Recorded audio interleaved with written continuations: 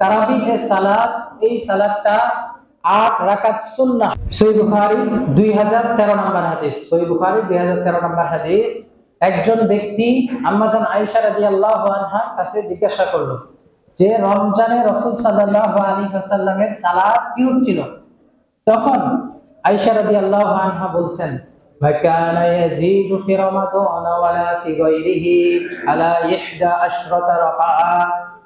রাসূল সাল্লাল্লাহু আলাইহি ওয়াসাল্লাম রমজান এবং রমজানের বাইরে 11 রাকাতের বেশি পড়তেন না।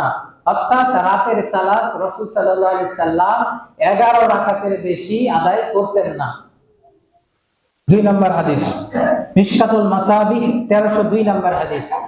সাঈদ ইবনে ইয়াজিদ রাদিয়াল্লাহু আনহু থেকে বর্ণিত, তিনি বলছেন ওমর রাদিয়াল্লাহু আনহু উবাই ইবনে কাব এবং তামিম আদ-দারিকে আদেশ করলেন যেন তারা লোকদেরকে নিয়ে রমজান মাসের রাতের 11 রাকাত তারাবিহ সালাত আদায় করে।